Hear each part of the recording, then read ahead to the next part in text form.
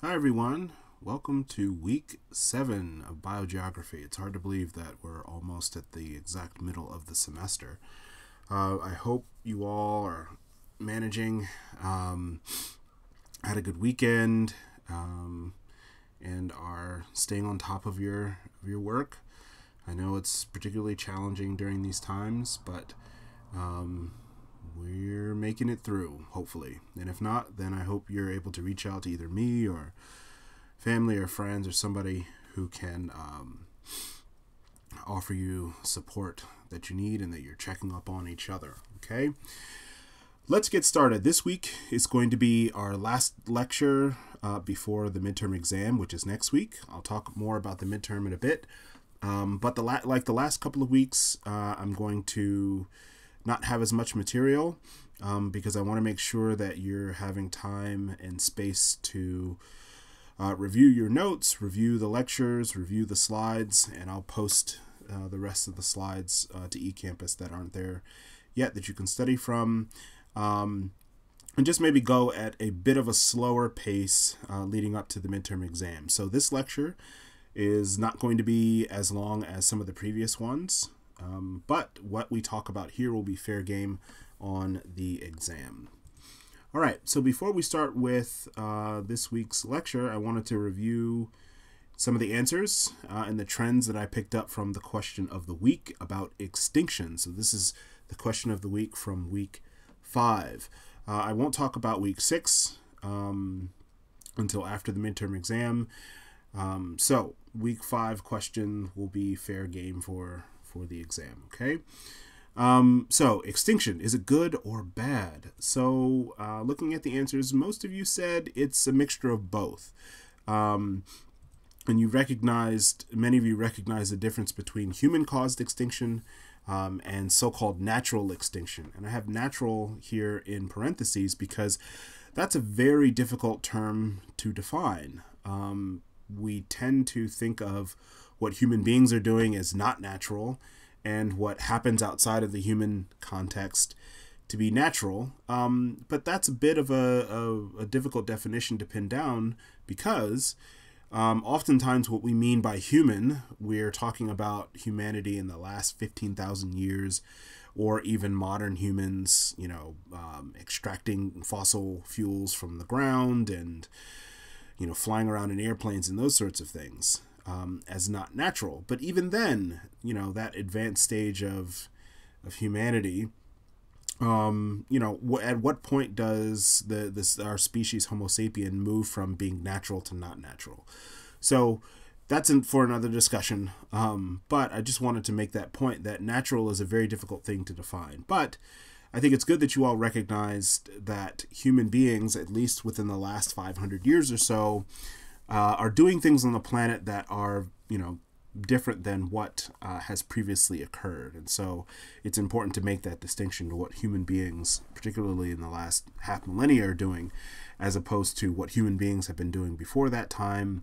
And for most of our history, remember, Homo sapiens have been around for almost 250,000 years. And so most of that time we've been living in a particular way, right?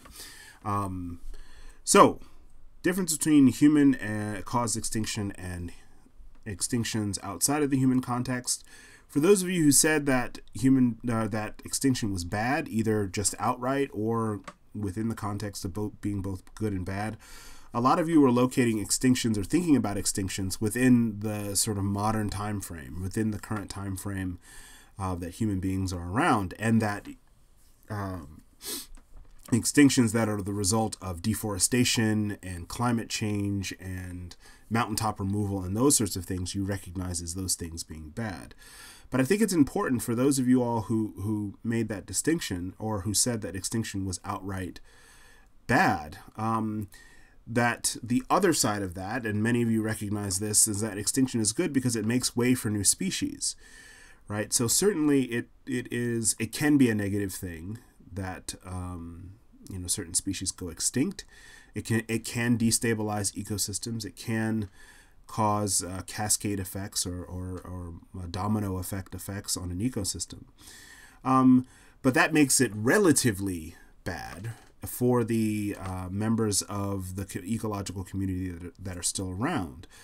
But if you remember a couple of lectures back, if it hadn't been for the extinction of the dinosaurs, it's very unlikely that many of the species that exist today would even have evolved, including Homo sapiens, right? So it really depends on the time frame and the context and the perspective that you're talking about when you're talking about extinction, which is why the answer to this question, extinction being good or bad, the best answer is that it's a mixture of both, and it depends. Okay, and so that's oftentimes the answer when we're thinking about these big ecological questions, these questions that have to do with kind of the purpose and the focus of the ecosystem.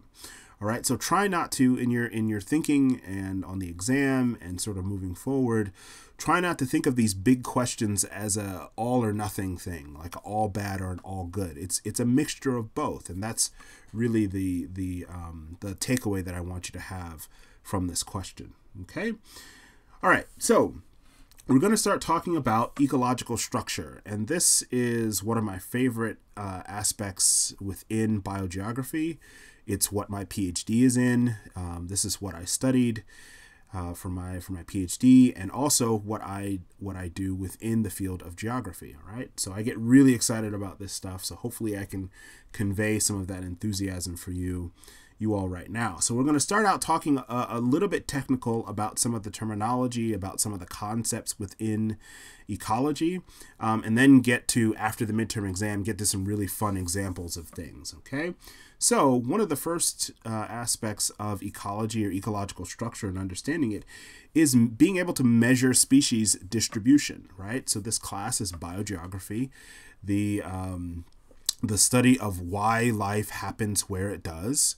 All right, and so if we're going to answer that question broadly, then we need to be able to determine where species are, and then what are the relationships between members of an ecological community, right? But there are challenges to measuring species, right? There are all sorts of things that get in the way of being able to gain, really thorough measurements of where species are. Some of those challenges are access to habitat. Here's a picture of a fisherman trying to pull a large fish that's about the length of his boat.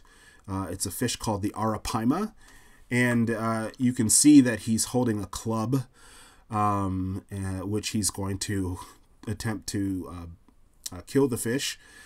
And you can see that the fish's head is probably about as long as his lower leg, all right? And it's a good chance that this fish weighs about as much as this man does. His other hand is actually holding a knife, which has been jabbed into the front part of the fish's head so he can hold the fish, okay? So this is just to illustrate, this gruesome photo is just to illustrate how challenging it can be to get into certain ecological communities and measure the species that are there, let alone catch them for consumption, right? So you can imagine if you were a scientist or a fisher person or just anybody interested in wanting to know how many arapaima, these large fish here, there's a lot in this photo that one would have to deal with in order to count those fish, right? So access to habitat is one challenge for measuring species distribution. The other, particularly when you're studying animals, animal species, is that individuals move, right? And so you may go to a particular area, count the number of arapaima or the number of tiger beetles or the number of magpies in a particular area, but all of those species move. And there's no guarantee that when you come back another time or that in the midst of your counting, some of those species might move from your area and you might miss their count, okay? Another thing is time, right? The time spent counting the species or measuring the species distribution that you're interested in. We can think of time in terms of a discrete measurement, but we can also think of it on a geological time scale, right? Or a geological scale. We simply aren't able to go to certain periods of time in Earth's history to know the exact distribution of species that are there. And particularly when you're talking about scientific measurement of species distributions, But also, if you're somebody who is hunting or somebody who is gathering animals or gathering things, money is a deterrent or a challenge that has to be overcome. If you think about dinosaurs from a money perspective, and if you think about the movie Jurassic Park, that entire movie starts with a paleontologist by the name of Alan Grant at a archaeological or paleontological digging up a velociraptor skeleton, and the rich benefactor John Hammond, who's the builder of Jurassic Park, or at least the person bankrolling it, is trying to convince this world-famous paleontologist to come be an expert with him. And if you've seen the movie, you know that the discussion hinges around Dr. Grant and Dr. Sattler being compensated to leave their current project to come to the island where the dinosaurs are. And Hammond convinces Grant and Sattler to come by essentially funding their research for the next 3 years. All right, and so if you've worked in a research lab, then you understand the importance of money, which is a resource to be able to do this work. And so, what are some ways around this? How do scientists, how do biogeographers, how does anybody sort of get around these different challenges? And of course, there are more challenges to measuring species distribution. But one of those ways, a primary way, is to estimate the population, right? If you can't individually count all of the species that you're interested in and know where they are at all times, then you have to estimate the population.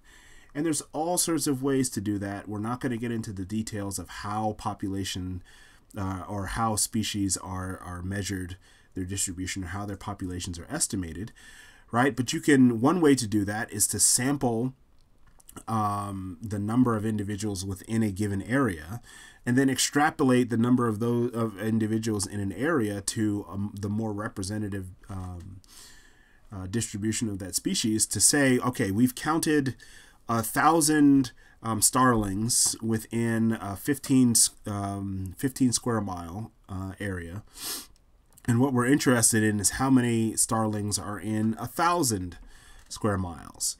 Well, if you assume that that sample that you took is representative of other areas, then you can estimate the larger population based on that sample. There are also some more sophisticated statistics in looking at presence-absence studies. So you go to an area, and instead of counting the individuals that are there, you can just say that there are members of a particular species that you're interested in present in this area and absent in another area, and make some estimations on the distribution of that species. And you turn those presence-absence studies and even those sampling studies into occupancy modeling, which is more sophisticated. But the take-home message here is that you're not able to count all of the species within a given population, or at least it's very difficult to do so. And so to get around that, you have to estimate the population. There are all sorts of ways to do that. Okay? So a series of pictures to show this kind of in action. Here is a California condor. Some of you might have know this species. It's a critically endangered vulture species that used to live across North America, but is now really restricted to the western part of North America, especially in California, in Utah, and Baja, Mexico.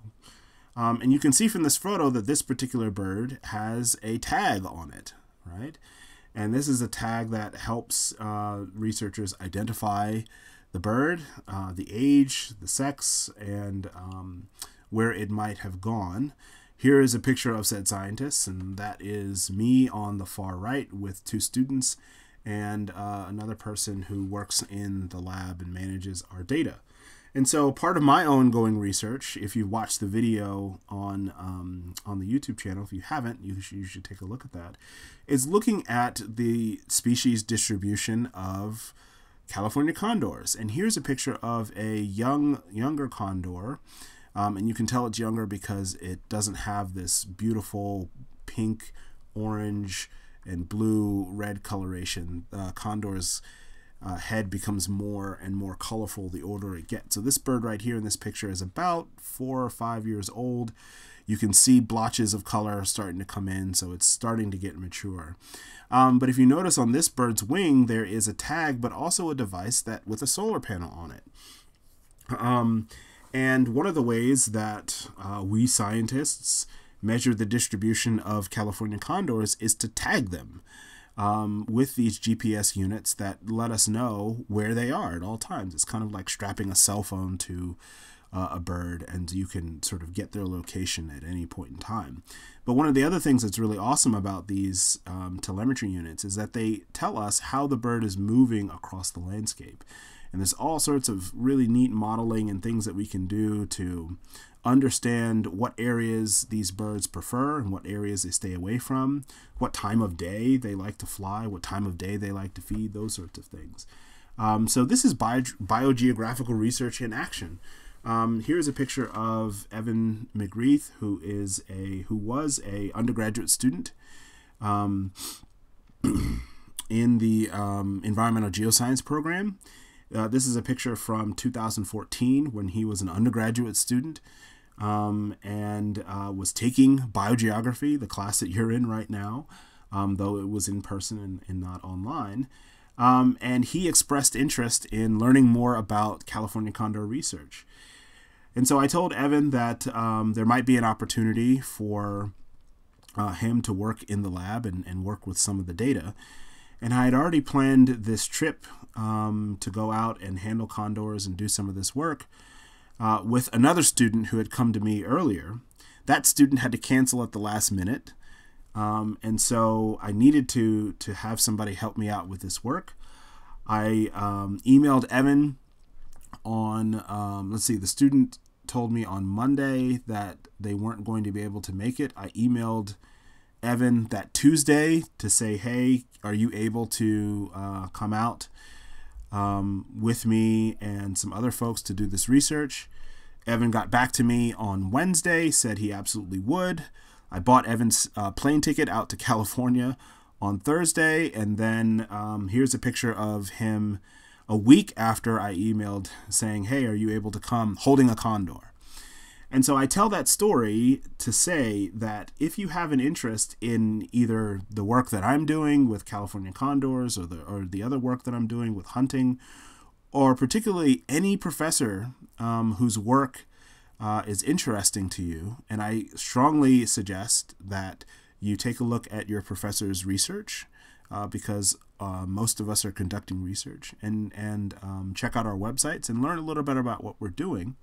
And if you're interested, reach out, because oftentimes there are opportunities for you to do really cool stuff that interests you, that gives you a different perspective on the things that we talk about in class. And so Evan handled condors. He kind of got hooked, decided to stay and earn his master's degree here in the department. I ended up being his advisor.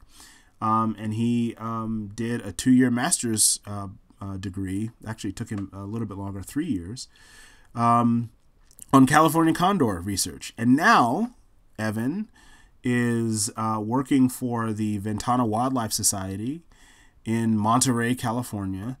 And this picture of him holding a condor is actually part of his day job now. He's actually a condor biologist.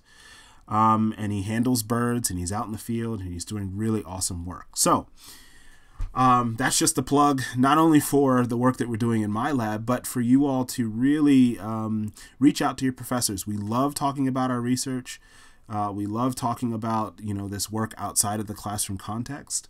And you never know what may happen. I mean, Evan expressed interest originally, and I told him that, thanks for the interest, but there wasn't any room at the time. And then a student cancels being able to go on this trip. And then, 4 years later, Evan has a master's degree and is working with condors, right? So please do take the time to reach out to any professors whose work sounds interesting and do a little bit of research on what they're doing. And you never know what might end up happening, okay? All right, so back to the classroom, back to some of these terms. All right, so if we think about species distribution and measuring species, we also want to think about population growth. That's one of the other ways in which ecologists and biogeographers understand understand populations and distribution. And there's a basic formula for measuring population growth, and many of you all have seen this, and this is the formula here. And then R equals the per capita, so per individual, rate of population growth, right? And so this number, this R value, tells you essentially how many individuals, how many offspring an individual will have. Okay, and so when we look at this equation, sorry, I'll go back because I don't want to talk about. I want to make sure I talk about the other elements in this equation. So R is per capita population growth rate. B stands for birth rate. I stands for immigration rate, so individuals coming into a geographical area, and of course minus the death rate within the population, and also minus the emigration rate, the rate at which individuals are leaving a population, not necessarily dying leaving, but leaving, going to a different geographical area. Okay, so that's what the elements in the formula represent. R is per capita growth rate, and it equals birth rate plus immigration rate minus death rate minus emigration rate. All right. And so when you have linear growth, steady growth, and I'm going to show you a graph of that in a second, the R remains relatively constant, right? Over time, the R remains 1 or remains 0.25 or whatever. The R doesn't change. When you have exponential growth rate, that means that the rate that R increases over time, right? So R increases at an increasing rate. And so in 1 year, your R might be 0.1. The next year, your R might be 0.4. The next year, your R might be 3. The next year, your R might be 12, right? That's exponential growth rate. And so there was an English, I think Malthus was English, population ecologist, biogeographer, also a sort of a pseudo-sociologist, who hypothesized that all populations will grow exponentially with unlimited resources and a stable environment, right? And so this theory, or this hypothesis, was really popular, and still is really popular, and it's a little bit problematic. And one of the ways that it is because of the two conditions of this hypothesis: unlimited resources and a stable environment. And so those conditions are almost never the case, in fact, never the case, over a period of time. No population has unlimited resources, right? Resources are finite. Even in this vast universe that is expanding, the resources are limited, and the environments are not stable. They may be stable for a time, but they're not stable in perpetuity, right? So things change, environments change all the time. Okay, but it is a somewhat useful hypothesis to think about the consequences of exponential growth, right? The consequences of a population for a time that has unlimited resources and a stable environment. Okay, so here are two graphs of exponential growth, and on the x-axis you can see the number of generations. Okay, so this is a way of measuring time. And then on the y-axis, you can see population size. And what characterizes an exponential growth, and this curve is called an exponential curve, you can see there is kind of a lull period at the beginning, and then at some point there's an explosion of population that goes essentially straight up like a rocket ship. What's important also to look at this graph is the difference between the two growth rates. So n equals number, and this number in front of the n is the growth rate. It's the population growth rate is R, right? And so when the R is 1, you can see how much quicker over in time in terms of generations, how much quicker this population reaches 2,000 individuals, versus if the growth rate is half that, even in an exponential growth curve, it takes almost 3 times as long, or 3 times as many generations to reach, or 3 times as many generations to reach 2,000 individuals. Okay, so the growth rate, population growth rate of a population, of the the growth rate of a population can have a big effect in terms of time, the population growth rate in terms of time, the population growth rate can have a big effect on how fast a population reaches a large number of individuals. Okay, so the question: do populations grow forever? And of course, the answer to that question is no, because resources are limited, and that environments are inherently unstable, even if they're stable for a period of time.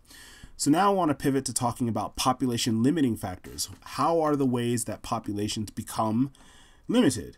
And one of those ways is competition for resources, right? And we'll talk about examples of this after the midterm exam. But competition for resources are one of the things that makes resources limited, right? We can think about this in terms of if there was an announcement about Chipotle giving out free burritos, if you like Chipotle, or let's say Krispy Kreme donuts, or something else, chicken wings, or let's see, any sort of yummy food, right? That comes from a place in town. Pick your favorite place. And if they announced that they were giving out free food for the next week, you would have a lot of competition with other individuals within the population, right? And those resources would eventually run out. Okay. Now I want a Chipotle burrito. Okay. So another limiting factor is predation. Okay. Predation increases once individuals within a population become more numerous, if that population has predators. And the predators become more numerous and then limit the population. Okay, so those are two examples. Another one would be disease. And if you've seen this movie or any zombie movie, right, diseases spread more quickly when a population is more dense, right? And of course, as those diseases spread, they knock down the population, right? 28 Days Later is a zombie movie. That's here. We can also think about this as unpleasant as it is. Think about the coronavirus. And one of the reasons why the recommendations are to limit your physical contact with other people is because the more densely populated people are, the faster that disease spreads and the more harm it causes to that population. Okay, so those are all population limiting factors. And all of these things fit within the context of a concept called carrying capacity. And many of you all have heard of this term, but in case you haven't, that's fine. But carrying capacity is the theoretical maximum limit of a given population in a given space. Okay, and so the carrying capacity is calculated based on population limiting factors, right? What's the predation? What's the chance of disease and the presence of disease? What is the competition for resources? And once those things are factored in, we can calculate, biogeographers, ecologists can calculate how many individuals, given a certain time and given a certain space, can actually exist. Okay, but carrying capacity, of course, is not a fixed number, right? It because resources change, because competition changes, and because environments change, the carrying capacity can change. All right. So if we look at things graphically, we have our exponential growth curve in blue, and what we get when we factor in the carrying capacity is this red curve, this logistical growth, right? And so with this logistical growth curve, we see that there is a period of exponential growth rate.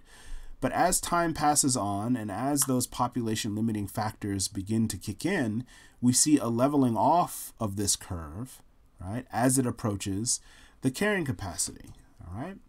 And so, in this graph, the carrying capacity for this imaginary population is 1,500 individuals, all right? So this is a way that and I'm not going to ask you to understand the math of this formula.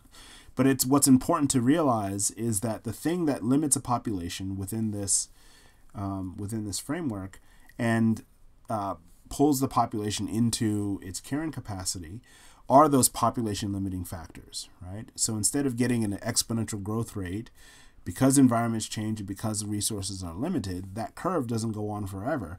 It actually theoretically levels off. So we can ask the question, well, what about us? Us as in Homo sapiens, right? And we can see a very similar, an exponential growth curve based on the last 15 to 20,000 years of human history. And what's important to note from this is that for most of our history, and even, this curve can go back, 250,000 years, we had, fairly linear growth rate over time, right? There's not a huge explosion in the human population for most of our history. And it's really only in the last 500 years or so that human beings have experienced this exponential growth rate, this big explosion in human population. Okay, so when we think about extinction, right, and we think about extinction within the human context, this is why I said that, this question of what's natural and what's not natural is a bit difficult, because for most of our history as a species, our population has increased, but it hasn't increased exponentially. So there's a very important and dramatic inflection point that causes this skyrocket in human population. So another question is, what happened? What caused this? Okay, and like many things in ecology, from an ecological standpoint, the answer is not always very straightforward. But there were a couple of things, and one thing in particular that really kind of kickstarted this, though it wasn't the single cause. And it's not agriculture, right? The advent of agriculture, because we see agricultural-based urban societies beginning to pop up around 11 or 12,000 years ago, right? And then agricultural-based urban societies happened about 5,000 years ago, these large-scale societies, and even further back than that, right? So it wasn't agriculture that did it. And here, that's indicated the beginning of the industrial scientific revolution. And there are a number of revolutions that happened. One in particular was the use of high-energy fertilizers after World War II. Many of you may not realize that after World War II, there was a huge crisis. There was a huge food crisis.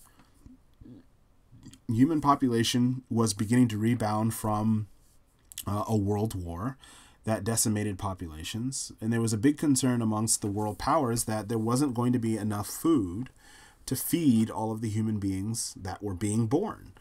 The baby boomer generation.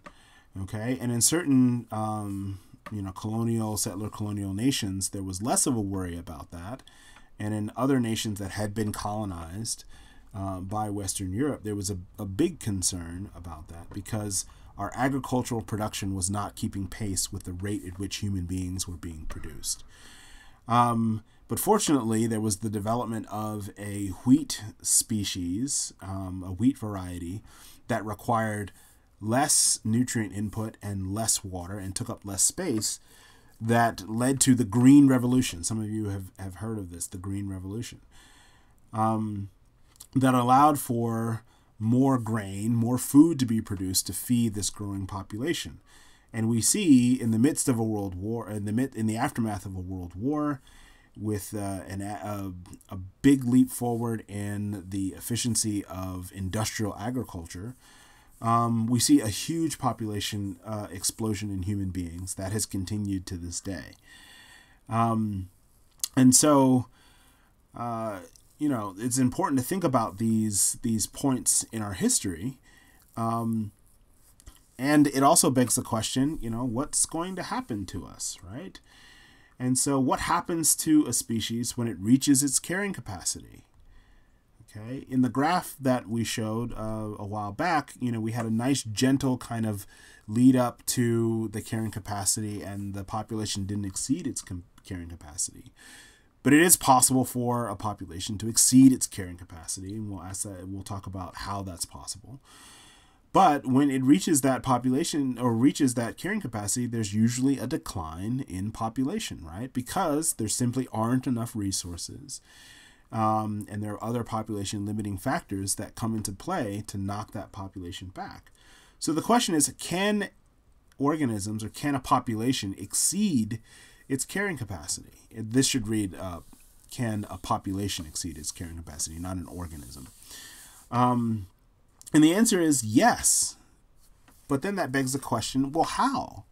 Right? If carrying capacity is the theoretical maximum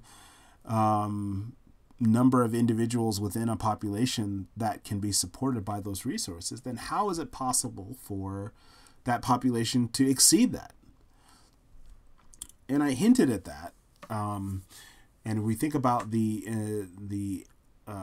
Green Revolution and the production of agriculture. The original worry was that there wasn't enough food that was going to be available to feed the all the babies that were being born, right? And so that means that there is a lag time between the resources needed to produce a new generation and the resources needed to sustain that generation, right? And so, as all of you all have experienced personally, but certainly, if you live with young children, if you have children of your own, you know that as children grow, they require more resources, right? So to make a child, to make an offspring, requires a certain number of resources, but over time, those resources have to increase. I'm experiencing this now with my children who are 6 and 3 years old. And just the amount that they eat, it was nothing compared to what they were when they were babies. And they need more resources. They need more clothes than they did when they were babies. They need more space than they did when they were babies. They need more food than they did when they were babies. And this is the case for all offspring within a population, right? And so there may be enough resources available to produce those offspring, but if there aren't resources available to sustain those offspring through their growth and into their adulthood, then the population may have exceeded its carrying capacity, and all sorts of horrible things can happen because of that. And so if we were in class, I would ask the question, do you think human beings have exceeded their carrying capacity? And many of you would say, well, yes, and some of you would say no, and we would have a discussion about that. But the answer to that question is maybe. I personally tend to think that human beings have exceeded our carrying capacity, and we are dealing with the consequences of having an expectation of resources that we're not going to be able to have. And so we can think about this idea of exceeding carrying capacity in the same way that we might think of exceeding our credit card limit, right? Or just using a credit card, right? We can charge any number of expenses to that credit card, but eventually the bill is due. And one of the reasons why many of us use credit cards, and if you can avoid using credit cards, I strongly urge you to avoid using credit cards. If you can. Sometimes, there are emergencies that pop up. But, what happens with a credit card, when you charge something, you can immediately get the thing that you want or the thing that you need. But at some point, that bill is due. And it's always sometime later in time. And when that bill comes due, you may have the money to pay for it, or you may not have the money to pay for it. And so carrying capacity is the same way, right? You have a limit, but that limit isn't always immediately apparent or immediately present. But at some point, it does become due. All right. So the last slide that I have, and this is the last concept that we'll be talking about for the exam, are these different graphs that are showing a growth curve over time. And then the dotted line is the carrying capacity. And these are all of the different ways to graphically represent populations increasing, approaching their carrying capacity, and then sort of what sorts of things happen around that carrying capacity.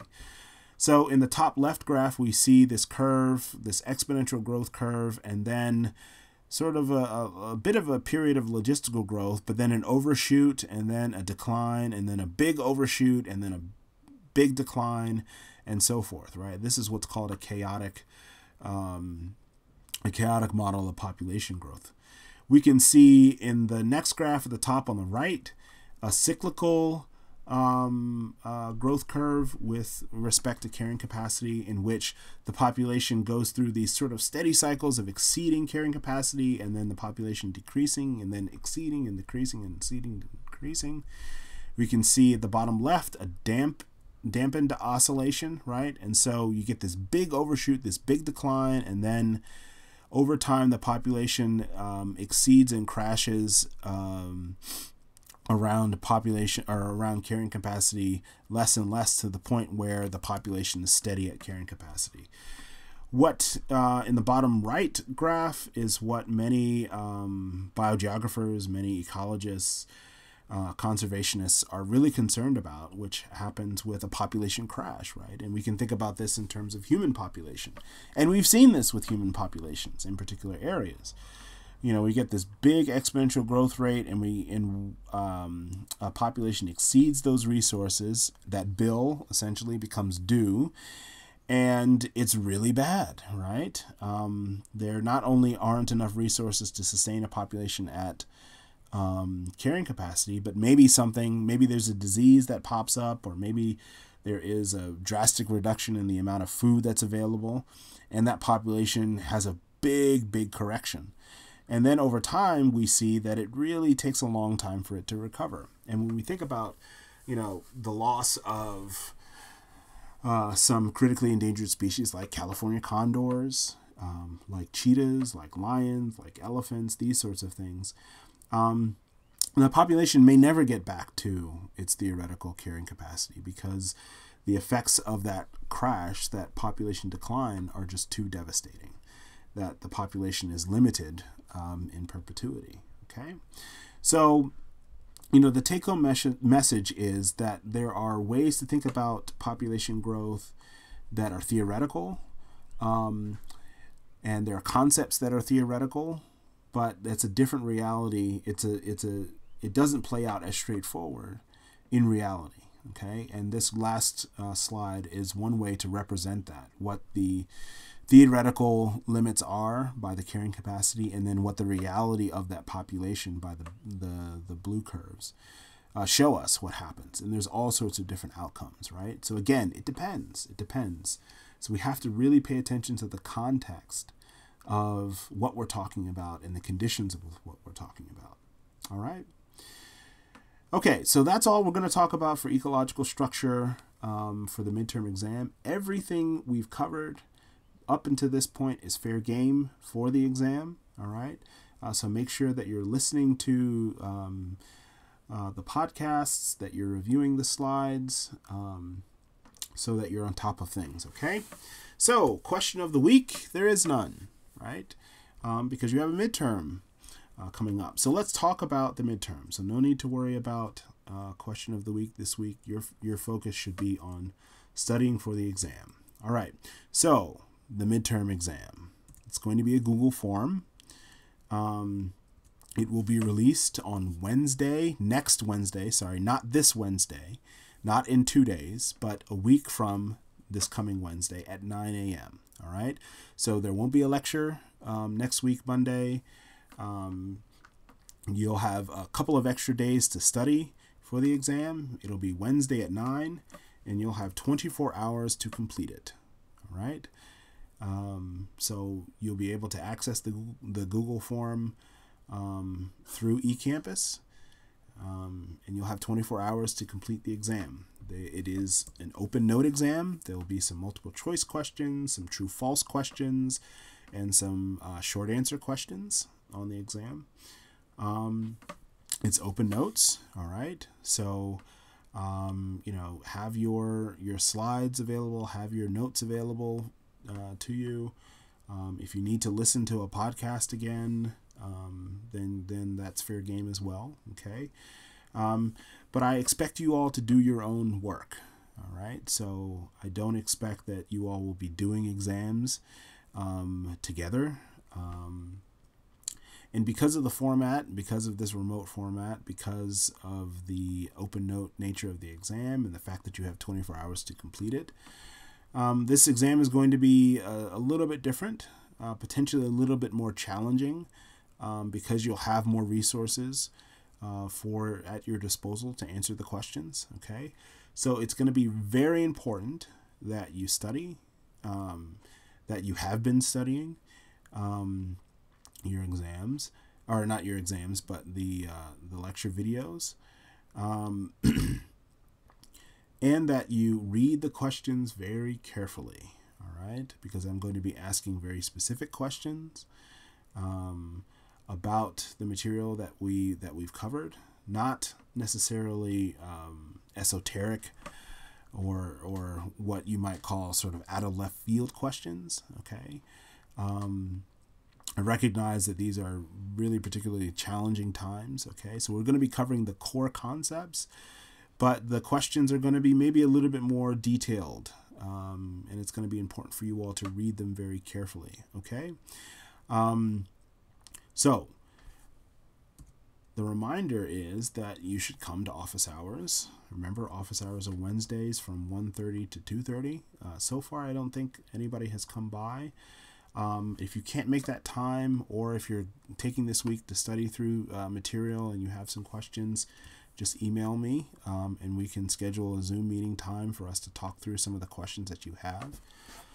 What I'm not going to be able to do, simply because I don't, I'm not able to do this for everybody, and I wouldn't, under normal circumstances, I won't be able to go through the lectures again with you, or to explain things outright with you. If you have a question about some of the material that we have, then I'm happy to answer those questions, but you need to come with questions. I'm not going to I'm not going to be able to make time or space to give another lecture on a concept. Okay, so please take advantage of the fact that I'm going to be available. If you can't make the office hours, then please do email me for an appointment to answer your specific questions.